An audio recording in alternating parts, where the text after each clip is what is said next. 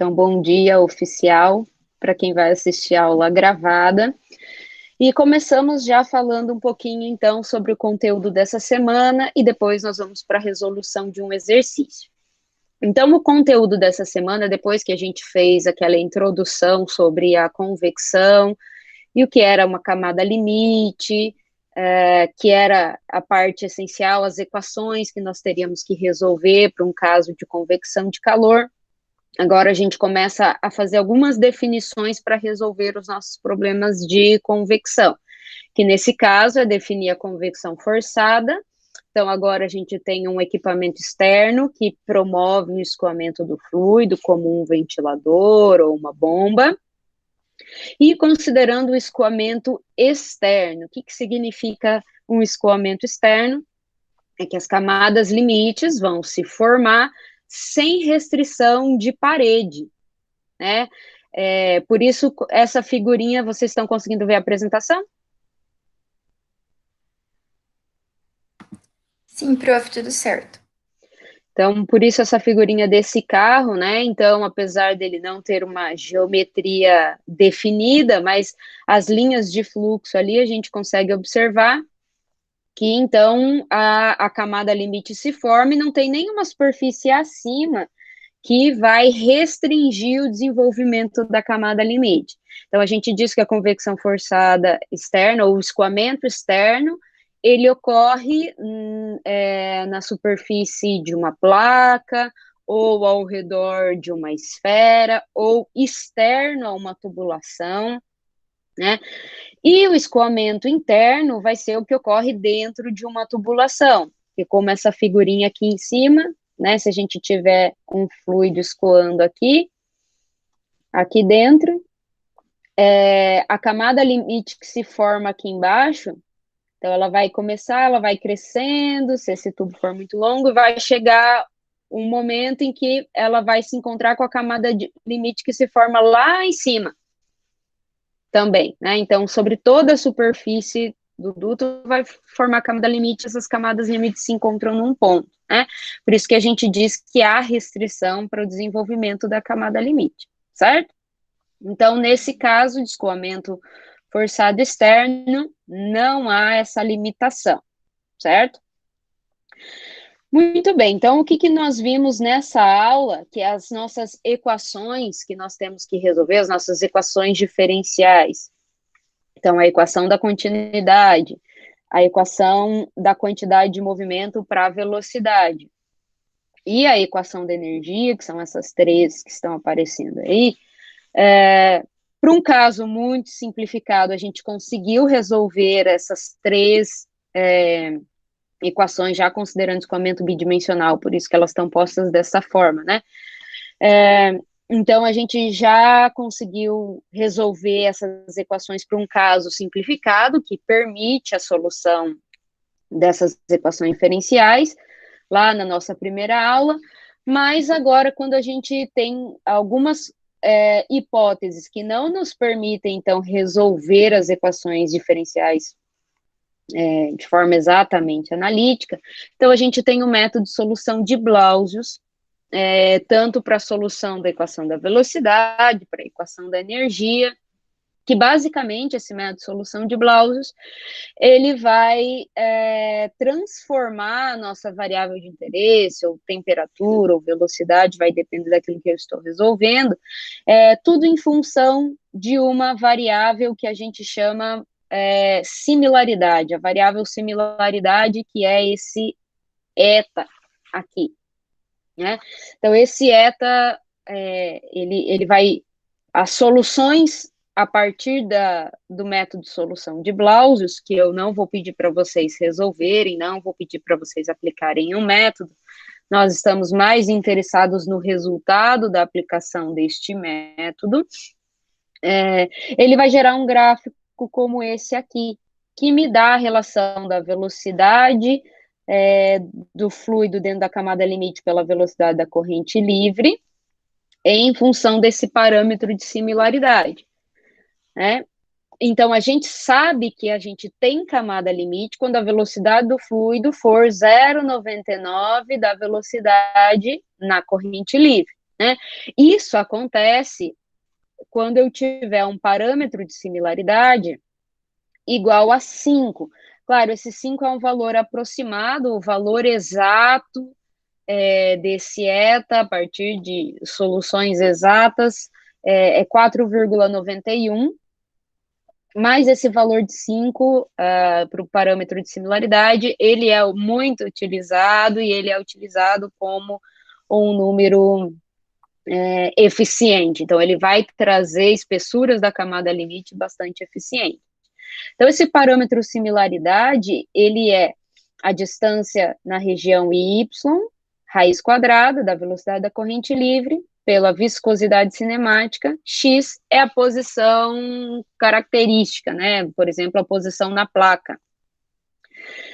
Lembrando que essa dimensão y vai me dar exatamente a espessura da camada limite, certo?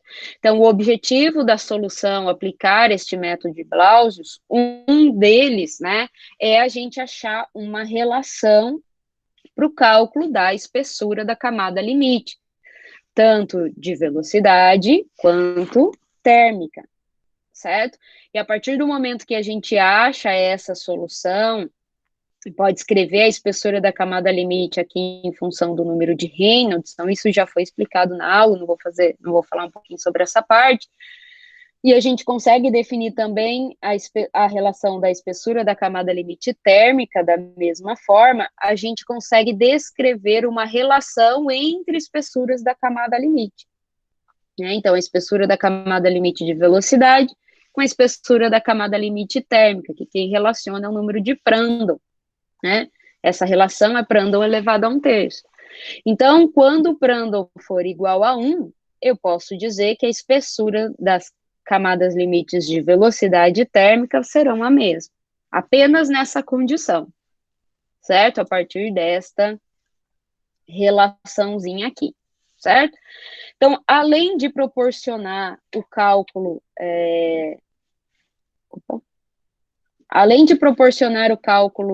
da espessura da camada limite, achar uma relação para a espessura da camada limite, o método de Blausius também é importante, porque é ele que vai permitir as soluções e o cálculo de correlações empíricas para o número de Nusselt, e a partir do número de Nusselt a gente calcular o coeficiente convectivo de transferência de massa. Então, quando a gente diz que é muito difícil calcular o coeficiente convectivo, a gente está dizendo sobre a complexidade do método de solução de Blausius, que é quem permite encontrar essas correlações para o número de Nusselt, certo? E por ele depender de muitas variáveis. Então, o método é complexo porque ele depende da geometria, do escoamento, das propriedades, enfim, certo? Então, agora, pessoal, antes, o que a gente sabia? A gente sabia que o Nusselt local, ele ia ser função de uma posição adimensional, uma função, né, da posição adimensional, do número de Reynolds e no número de Prandtl, certo? Só que a gente não sabia o formato dessa função. Então, agora foram descritas inúmeras equações, inúmeras funções, tanto para o Nusselt local quanto para o Nusselt médio. Então, lembrando, o Nusselt local, ele vai ser função do coeficiente convectivo local, ou seja, eu quero calcular a minha taxa, o meu fluxo, num ponto específico da minha geometria, um comprimento característico específico da minha geometria, certo? Enquanto que no seu médio, ele é a média de todos os pontos da placa, ou de todos os pontos ali, os comprimentos característicos da geometria. Então, é feito uma média de todo o Nusselt, todos os Nusselt aí local, é feito uma média, então eu tenho Nusselt local, mesma coisa que a gente viu, teve até alguém que deve ter pegado uma questão da prova para calcular o coeficiente convectivo médio, né, a partir da média de um H que era uma função, era um número vezes X, né, então tinha que integrar para achar essa média, né, esse coeficiente convectivo médio, certo? Então, pessoal, o que nós vamos ter que resolver, né? Como que nós vamos aplicar na resolução? Nós não vamos usar o método de Blausius, mas nós vamos usar essas correlações empíricas para calcular taxa e fluxo de transferência de calor, que é o que, muitas vezes, para processo, é o que a gente está mais interessado, certo? Então, o que nós precisamos saber é como escolher uma correlação correta. Então, a gente tem que fazer uma interpretação muito assertiva do problema para a gente escolher uma correlação correta, certo? Então, a correlação que nós vamos escolher para calcular Nusselt e depois calcular o H, ela vai depender, obviamente, do escoamento. Então, eu vou ter que calcular Reynolds e definir se eu estou no escoamento laminar, turbulento, ou se eu estou numa faixa de transição. As correlações, elas também mudam em função dessa característica aqui, ó. Ele está dizendo que essas são as correlações para uma placa isotérmica. Então, eu vou ter que avaliar se a temperatura é constante na placa, ou se o fluxo pode ser constante na placa, aí eu vou ter uma outra consideração, outra correlação, porque as condições de contorno, percebam que as condições de contorno mudam.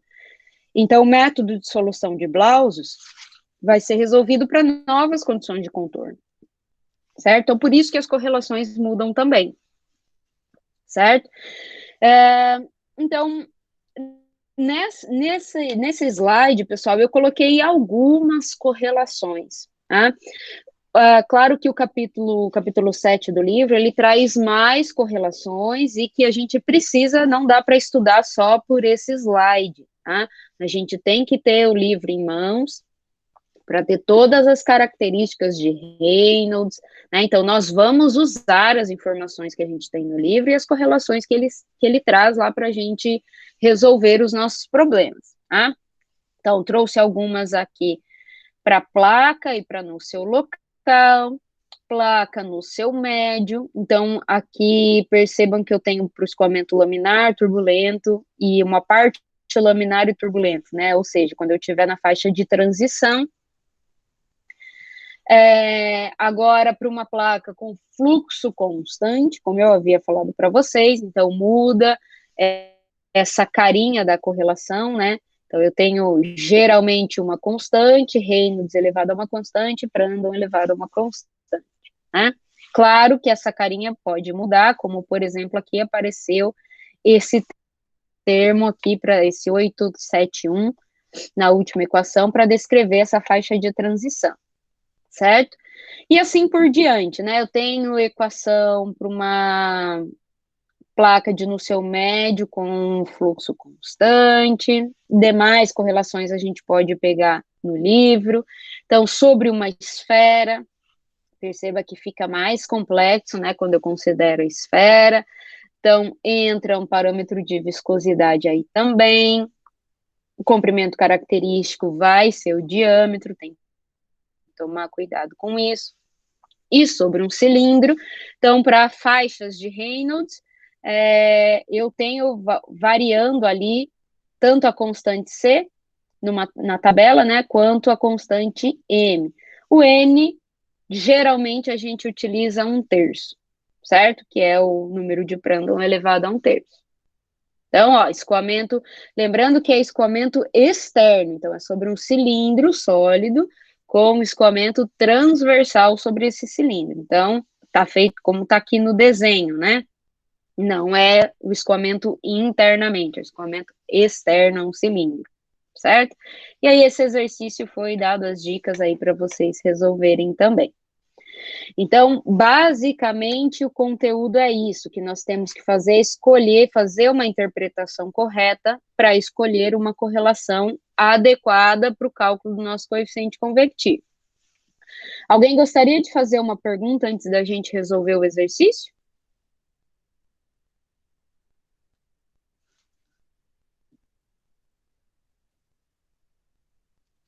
Muito bem, eu entendo que vocês não devem ter conseguido estudar ainda, então lembrem de estudar o capítulo 7 do livro, né? Pessoal, vou resolver hoje com vocês um exercício de aplicação que é um exercício da lista 8, tá? É o exercício 4. É um exercício bastante legal para resolver, porque mistura, então, a convecção com o balanço de energia. Então, a gente vai ter que fazer um balanço de energia aí para resolver esse problema, tá? Então, vamos ver lá o que diz o enunciado do problema. Então, uma fita de aço emerge da seção de laminação a quente de uma usina siderúrgica a uma velocidade, então essa é a velocidade da fita, né? De 20 metros por segundo, a uma temperatura de 1200 Kelvin. Seu comprimento e espessura são, então, o comprimento é 100 metros e a espessura, então, esse delta aqui, cuidado para não confundir, a espessura da fita, que nem está ali no desenho, né?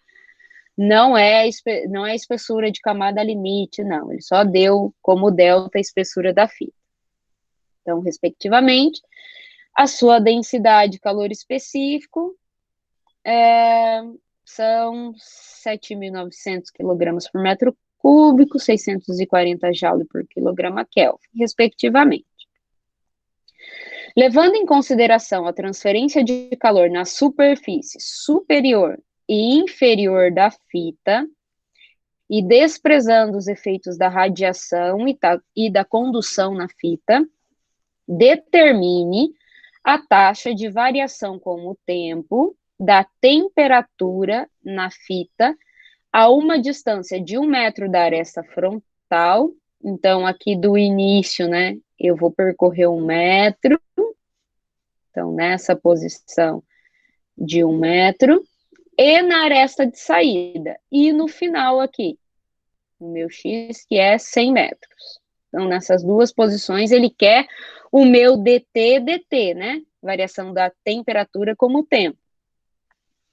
Determine a distância da aresta frontal, onde ocorre a taxa de resfriamento mínima. Já vamos chegar lá, então, para a gente resolver essa parte. Então, como dados, pessoal, que não foram dados, então, lembrando, né? Agora, para a gente calcular, pegar as propriedades do fluido, como a troca térmica no fluido, então a fita está a 1.200 e na figura aqui o ar está a 300 Kelvin. Então, eu vou ter formação da camada limite, porque conforme eu mexo essa fita, né, o ar também vai se movimentar. Então, eu vou ter a formação da camada limite e eu vou ter diferentes temperaturas nessa camada limite. Então, a gente precisa fazer a temperatura de filme, que é a média entre a temperatura da superfície e a temperatura do fluido. Essa temperatura de filme vai ser a temperatura que a gente vai usar para pegar em tabelas as propriedades do fluido, né? Então, eu peguei aqui a viscosidade cinemática, a condutividade térmica e o Prandtl para o ar, certo? É uma temperatura de filme, então, média de 1.200 e 300 de 750 Kelvin e, como isso aqui ocorre a temperatura ambiente, né? Então, 1 atm, ok? Então, pessoal, hipóteses que nós vamos utilizar para resolver esse problema. Então, como ele está pedindo a variação da temperatura com o tempo, nós temos um estado transiente, misturado aí com a convecção de calor. Por quê, pessoal? O que vai acontecer aqui? Essa fita que está quente, ela vai perder calor por convecção, né?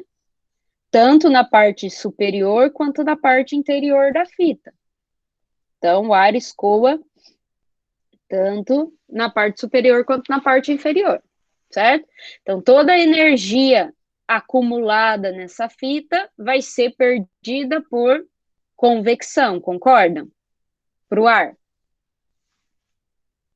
Ok?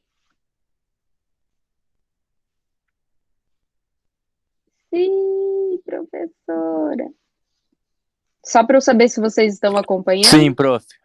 Beleza, obrigada. Então, nós vamos manter as nossas propriedades físicas constantes também, como a gente já tem trabalhado. Ele pediu para a gente desprezar a radiação e a condução, certo? E eu também não tenho geração de energia, nada, nenhum sistema aí, claro, para a gente que está gerando energia, né? Então, vamos desprezar a variação de energia. Então, para a gente começar calculando, né, o dt, que é o que ele quer, então, no x 1 metro e lá no final 100 metros, nós vamos ter que fazer um balanço de energia, que é a única forma, pessoal, que nos permite calcular esse dt, a partir de um balanço de energia, certo? Então, vamos lembrar aqui que diz o nosso balanço. Então, uma taxa de energia acumulada com o tempo vai ser a taxa de energia que entra menos a taxa de energia que sai, mais a taxa de energia gerada, certo? Vamos avaliar aqui esse nosso balanço de energia. Então, eu vou ter acúmulo, porque o estado é transiente. Então, o primeiro termo permanece. Taxa de energia que entra, pessoal. Nós temos alguma informação aqui sobre como entra a energia no nosso domínio de cálculo? Percebam que o nosso domínio de cálculo, pessoal, é a fita e o ar que escoa aqui ao redor da fita. Então, a fita já vem do que ele falou lá do seção de laminação, já vem quente, certo? Deixa eu só interromper aqui rapidinho, porque senão vai ficar aparecendo esse quadrado aí. Eu já compartilho de novo. Não sei se acontece para vocês aí esse bug. Acontece ainda. Deixa eu fechar aqui e abrir de novo. Que o quadrado que eu fiz lá no volume de controle fica subindo e descendo conforme mexe. Não sei se acontece para vocês também, mas para mim acontece. Aí tem que abrir de novo. Certo. Então, vocês concordam, pessoal, que nesse nosso domínio de cálculo aí, eu não tenho entrada de energia, minha entrada de energia é zero, até porque ele pediu para desprezar a condução, né? Então, a condução que poderia ter interna aqui na fita até a superfície, que seria a minha entrada de energia, a gente poderia fazer um balanço na superfície de cima e na superfície de baixo. Então, eu teria uma conduçãozinha na espessura da fita, que chegaria na superfície superior ou inferior por condução e seria perdida essa energia por convecção. Mas ele pediu para desprezar a condução. Então, pela hipótese 3, esse termo vai ser zero no nosso balanço, certo? E pela hipótese 4, nós também definimos que nós não temos geração de energia. Então, aqui no nosso balanço, a taxa de energia, que é o acúmulo, em função do tempo, vai ser menos a taxa de energia que sai, certo? E como que ele está perdendo energia, pessoal? Ele está perdendo, o problema está perdendo energia por convecção. E a lei que governa a convecção é a lei de resfriamento de Newton, certo? Então, vai ser menos aqui a saída. Vamos escrever, então, o balanço está em termos de taxa, né? Então, em termos de taxa, vai ser o coeficiente convectivo, a área da superfície, então, a área da superfície exposta aqui, né? Toda essa área exposta. Temperatura da superfície menos a temperatura do fluido. Tá correto? A nossa saída de energia, por enquanto? O que vocês acham?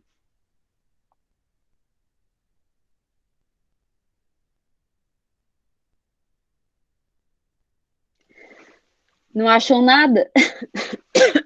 Só um pouquinho, pessoal.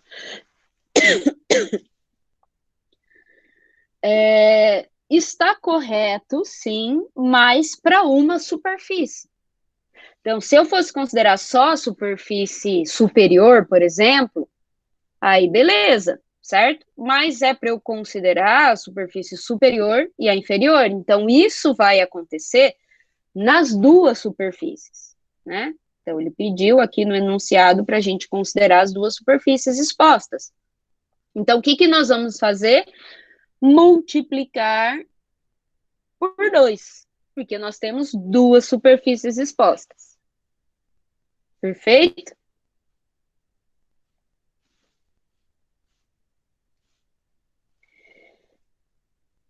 Certo. E o acúmulo, pessoal? Então, como que a gente descrevia lá no nosso balanço, lá quando a gente fez o balanço da condução, né? Como que a gente descreveu o nosso acúmulo de energia?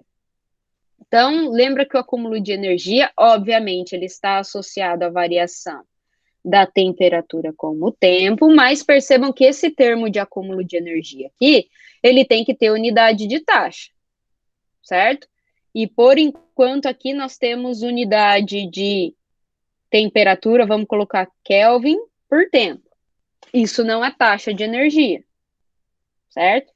Então nós vamos ter que multiplicar aí algumas coisas para transformar isso em taxa. Então lembra que na nossa equação lá do balanço que a gente fez para condução, a gente tinha ρ CP multiplicado aqui, certo? Então, o que é ρ CP? Rho é massa por volume, por exemplo, quilograma por metro cúbico. O CP é energia, joule, por massa, quilograma, por temperatura, né? Kelvin. Nossa, eu escrevi tudo torto, Jesus do céu. E aqui nós temos Kelvin por tempo. Então, fazendo essa análise dimensional aqui, vejam bem, por enquanto nós temos energia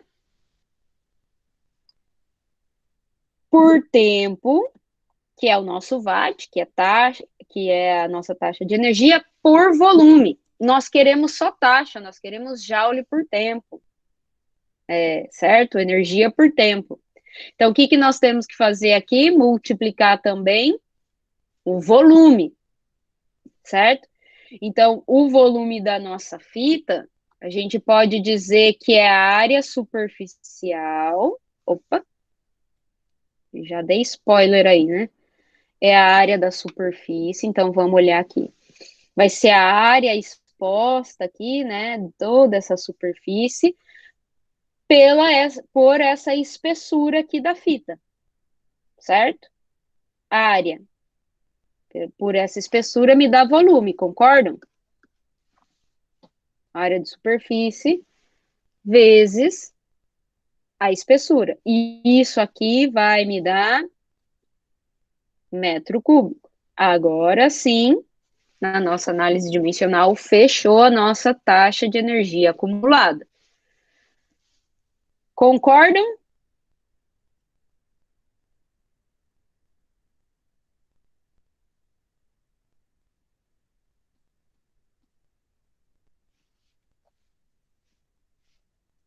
Muito bem. A área da superfície com a área da superfície a gente vai poder cortar, né? Então, o que, que vai sobrar aqui no nosso balanço? Já vou isolar dt, dt. Então, meu dt, dt vai ser igual a menos 2H. Pessoal, esse H, ele tem que ser o H local, né? Porque ele está pedindo em pontos específicos da fita, né? Então, temperatura da superfície menos T infinito, dividido por ρ CP delta, certo? Então, avaliando a nossa equação, resultado do nosso balanço, vamos ver. Temperatura da superfície a gente tem, temperatura do fluido também, a espessura a gente tem, CP e ρ também foram dados. O que nos falta? O coeficiente convectivo que a gente não tem, certo? Então, para calcular o coeficiente convectivo, o que a gente tem que usar? uma correlação para, no seu local, encontrar o núcleo e depois encontrar o coeficiente convectivo, certo? Muito bem, pessoal. Então, para achar uma correlação para núcleo, primeira coisa, calcular o Reynolds local. Reynolds, então, vai ser a velocidade vezes o comprimento característico, que nesse caso, como eu quero o coeficiente convectivo local, vou calcular o Reynolds local, então vai ser no ponto em que eu quero calcular, dividido pela viscosidade cinemática que a gente tem, certo? Então, a velocidade. Então, a placa vai ser arrastada e vai arrastar o ar também nessa velocidade, né?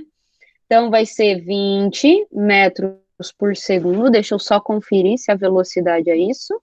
Isso, 20 metros por segundo. Então, vamos resolver aqui para 1 metro, certo? Nosso x igual a 1 metro. Então, o comprimento característico, que é local, vai ser 1 metro, dividido pela viscosidade cinemática, que é 76,4 vezes 10 a menos 6. Eu vou pegar da minha cópia, que eu já esqueci o número que eu acabei de falar.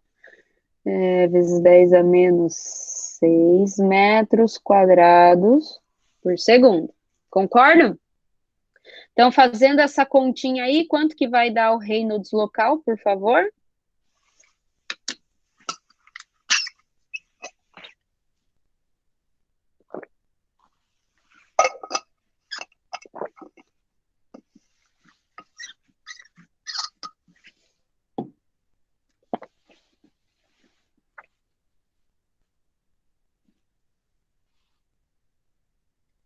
Todo mundo correndo pegar a calculadora. Eu imagino.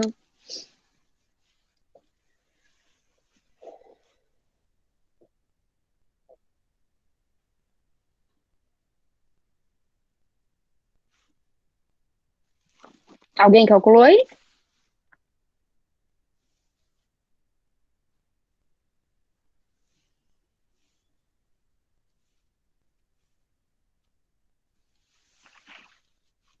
Bateu o valor com esse que eu acabei de colocar aí, pessoal?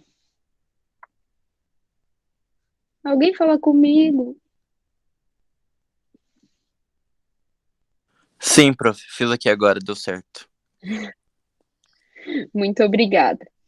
Pessoal, então o que a gente observa aqui? Qual que é o Reynolds crítico para a placa? Então, geralmente, o Reynolds crítico que a gente utiliza é 5 vezes 10 à quinta, né? Para a placa. Então, o nosso Reynolds que a gente calculou é menor que o Reynolds crítico, certo? Que a gente, para a placa, geralmente utiliza 5 vezes 10 à quinta, se vocês lembrarem lá de fenômenos 1, certo? Então, como ele é menor, eu tenho um escoamento laminar. Então, eu vou usar uma equação para núcleo, para escoamento laminar. Prandtl, pessoal, Prandtl ou Prandtl foi dado, aqui a gente consegue o valor do fluido, né, do Prandtl do fluido, a partir, nas tabelinhas que a gente tem lá no livro, com as propriedades dos fluidos, a gente tem, inclusive, o valor do Prandtl, tá? Então, o nosso Prandtl é 0,702.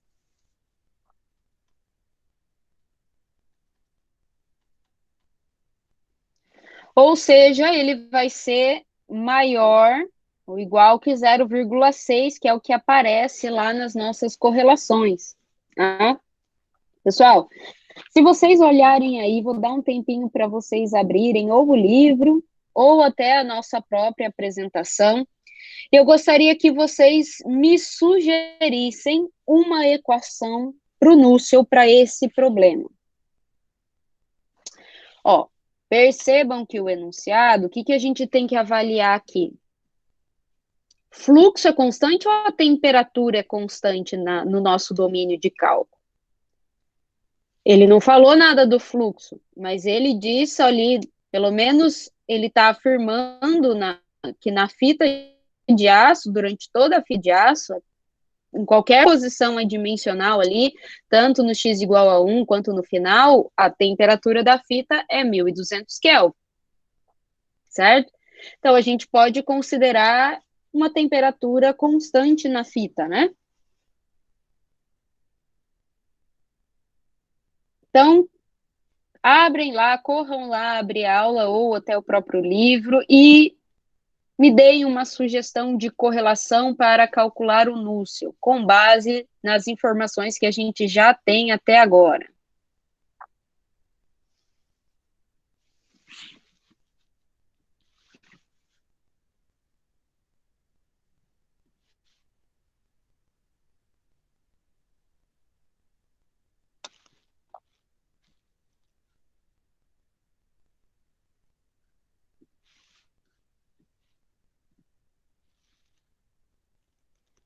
Compartilhei com vocês aí de novo.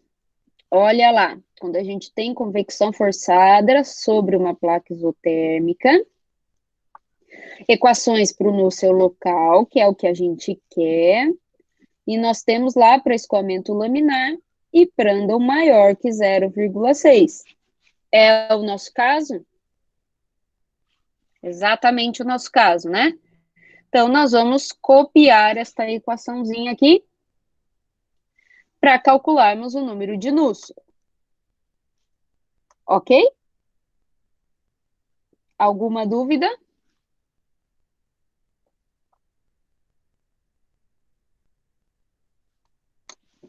Então, vamos reescrever esta equação do núcleo aí.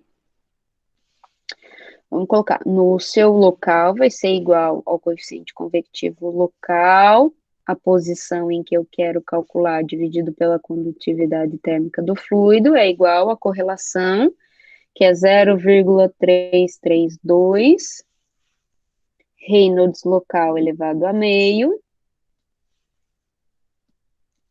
Prandtl elevado a 1/3, certo? Ou seja, pessoal, se eu já substituir aqui o meu comprimento de 1 metro e o valor que foi dado para a condutividade térmica do fluido, Reynolds eu tenho, Prandtl eu tenho, é só obter o coeficiente convectivo local. Um tempinho aí para vocês calcularem.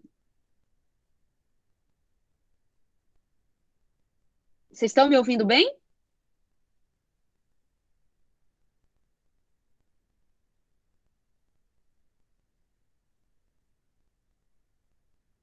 Pessoal?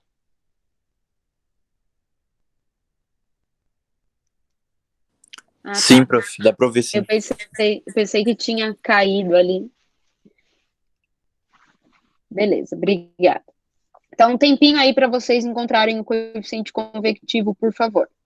E aí, quem já encontrar o coeficiente convectivo já pode voltar para a equação aqui do dT/dt, né? Era só o que faltava, e calcular o dT/dt. Então, um tempinho aí para vocês resolverem os próximos passos.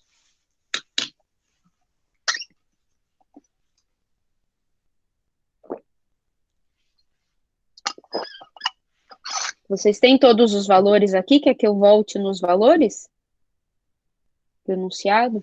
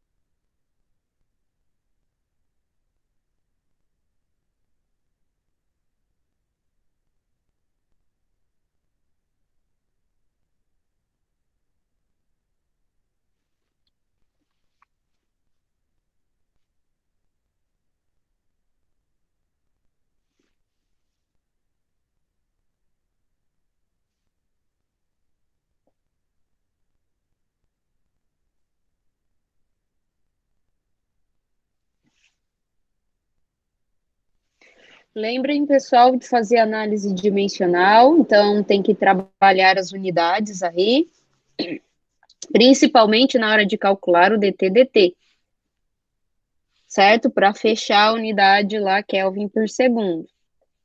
Então, vocês vão ter que abrir o Joule, né?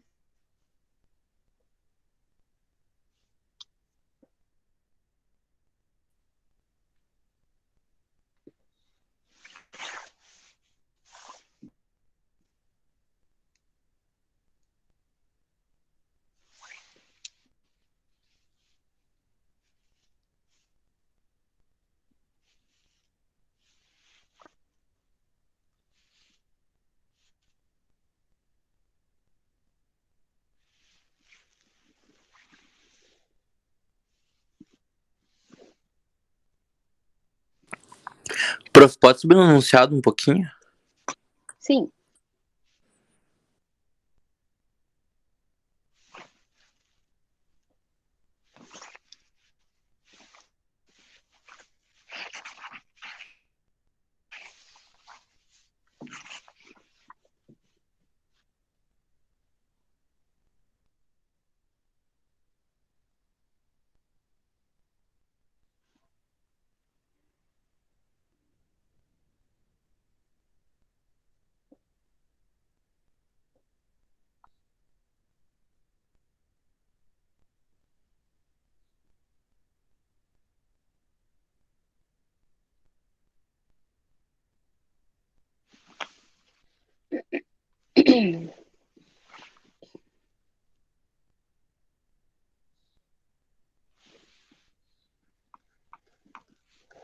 Vamos ver.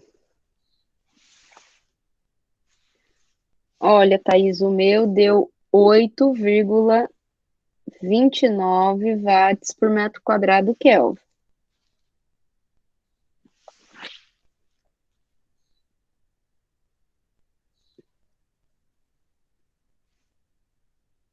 Dá uma revisada aí nos teus cálculos, vê se você lembrou de elevar Reynolds a meio, o Prandtl a 1/3.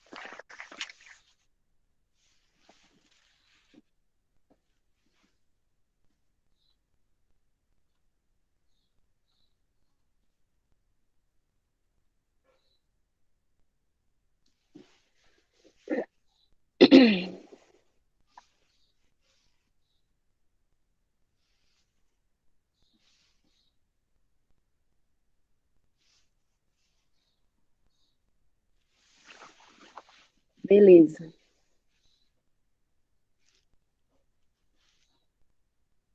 E aí eu já coloquei para vocês conferirem também o DT/dt no comprimento de 1 metro da aresta frontal, né? Foi o que o enunciado pediu.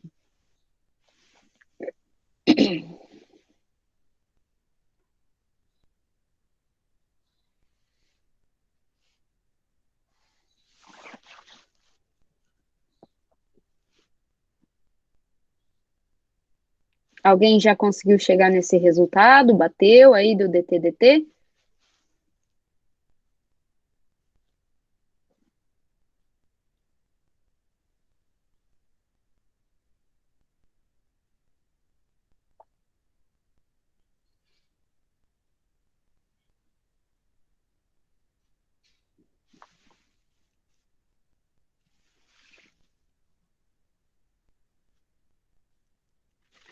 Sim.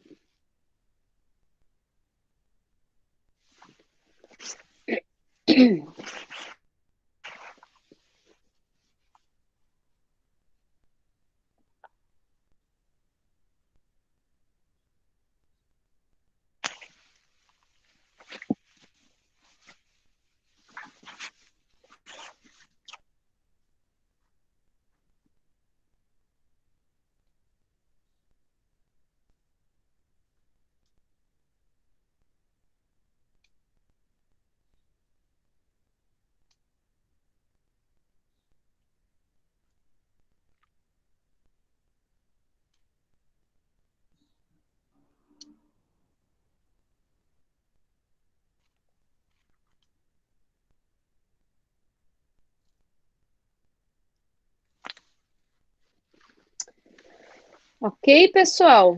Fecharam esse aí?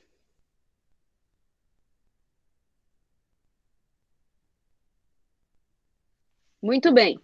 Então, ainda temos que calcular mais um DT-DT, né? Então, lá no final da fita, né? Então, o que que a gente vai fazer para calcular o DT-DT no final da fita? O mesmo procedimento.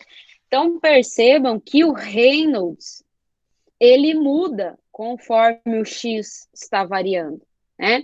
Então, a gente precisa recalcular o Reynolds não vai ser o mesmo, né? Então, eu preciso recalcular o Reynolds para ver se eu posso usar a mesma correlação, né? Se o Reynolds for maior que o Reynolds crítico, daí eu vou ter que usar outra correlação. Então, vou deixar aí para vocês calcularem agora para o x igual a 100 metros, calcular o Reynolds, avaliar o Reynolds, o Prandtl, como ele é função da viscosidade cinemática e da difusividade térmica, então ele é função de propriedades do fluido. Se o fluido não muda, o Prandtl também não vai mudar, certo? E aí escolher uma correlação para Nusselt, calcular o H e em seguida calcular o DT-DT. Posso deixar vocês trabalharem aí nessa parte desse problema?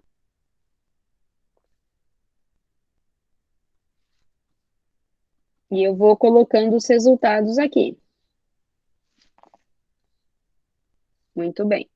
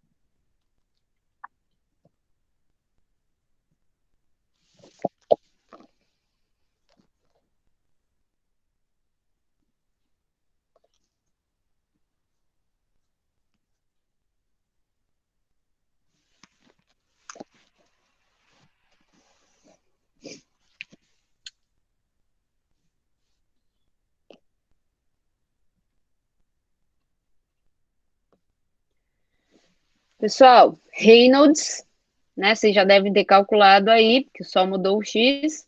Então, Reynolds é maior que o Reynolds crítico, certo? Que é 5 vezes 10 à quinta. Então, eu tenho escoamento turbulento, certo? Ou transição, né? Porque até Reynolds, a oitava, aí a gente pode considerar uma transição também. Vamos ver o que a gente tem de correlação para esse caso? Vou interromper aqui, vou compartilhar de novo a aulinha. Vamos ver se a gente tem alguma coisa para ajudar a gente aí.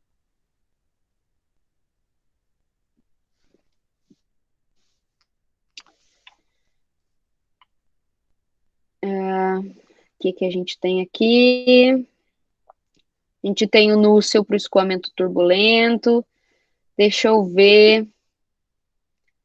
Ó, essa equação que a gente tem aqui para parte laminar e parte turbulento, ele é de Nusselt médio. Mas a gente não quer Nusselt médio, né? Nós queremos o H. Nós queremos o local. Então, a gente vai pegar essa equação que a gente tem para Nusselt local aqui, para escoamento turbulento. Reynolds maior que o Reynolds crítico. Então, nós vamos usar esta correlação aqui, certo? Acho que se vocês olharem no livro, não vai ter uma correlação específica nesse caso para Nusselt local, para a faixa de transição, certo?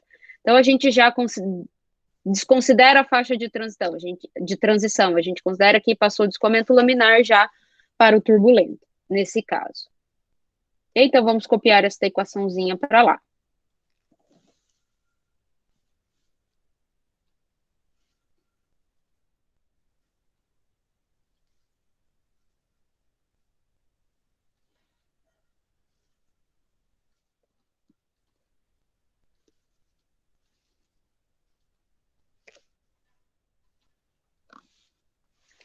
Então, só calcular o H e o DT/dt.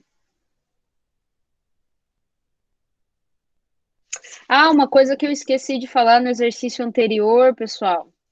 Percebam que o nosso DT/dt está dando negativo, né? Faz sentido físico esse resultado negativo para o DT/dt? Faz, porque no nosso balanço a gente tem o acúmulo, e esse acúmulo está sendo perdido de energia por convecção. Né? Então, o sinal negativo aí para esse DT/dt, ele faz sentido físico.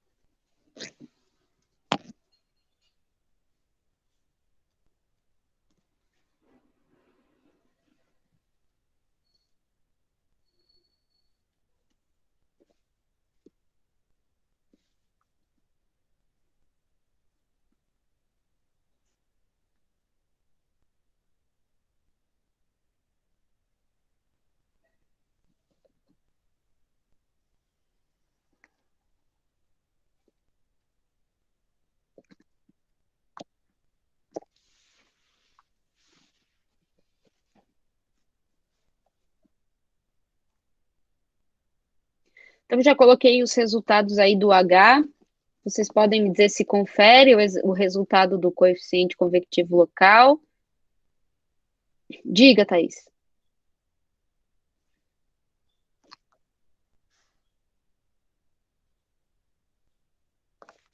Ah, obrigado. Acho que sim.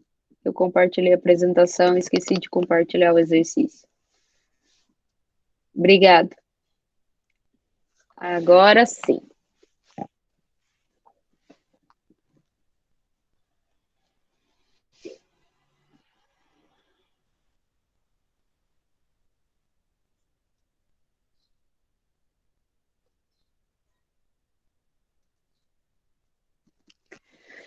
Confere aí os resultados, pessoal.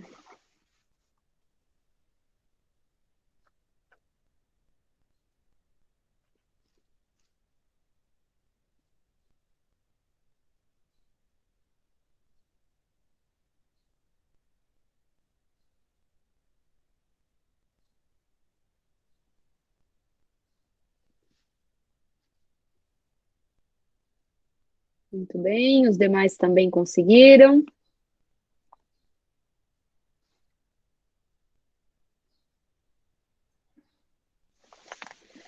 Muito bem, pessoal, percebam que o nosso exercício ainda não terminou, né?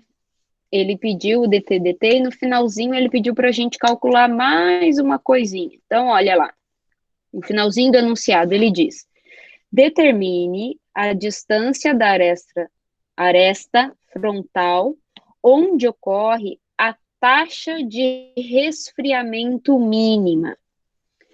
Pessoal, onde que vai acontecer essa taxa de resfriamento mínima?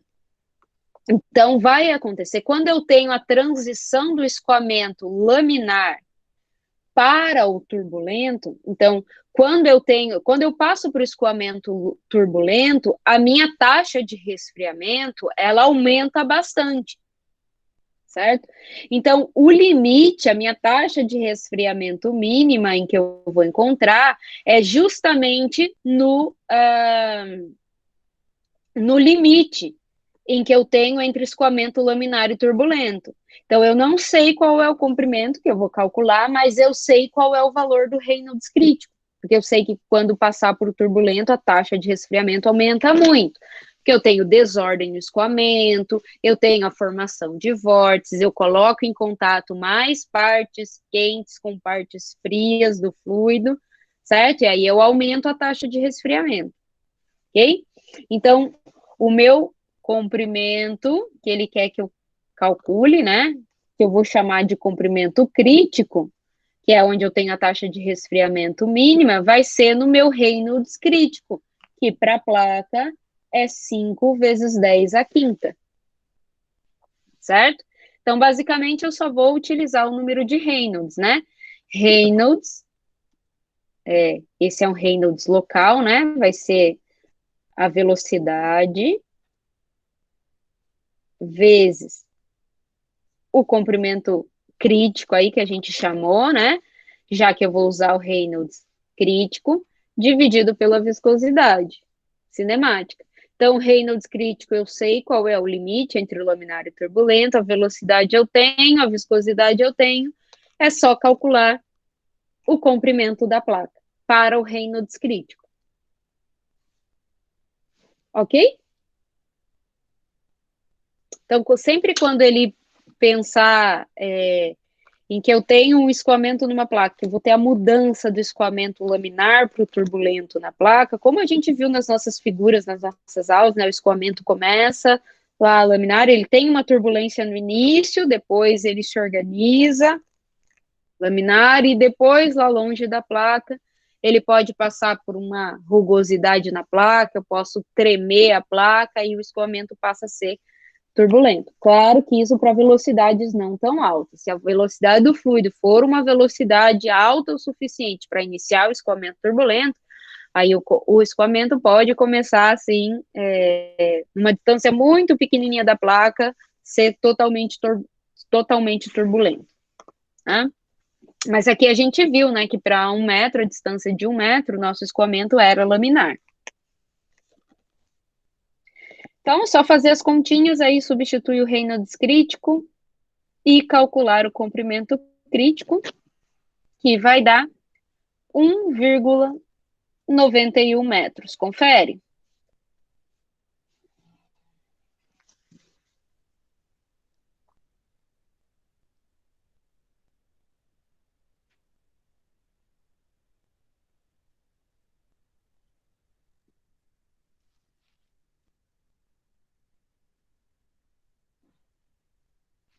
Ok? Então, muito bem. Então, a gente já sabe que quando passar desse comprimento crítico, o meu escoamento passa a ser turbulento e as taxas de resfriamento passam a ser bastante grandes, né? Devido à turbulência.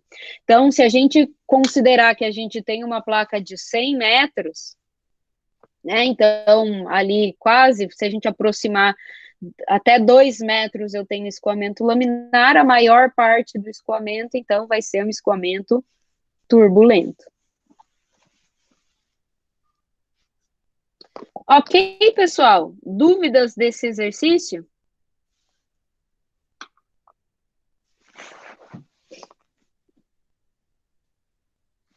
Alguém gostaria de fazer alguma pergunta sobre a aula?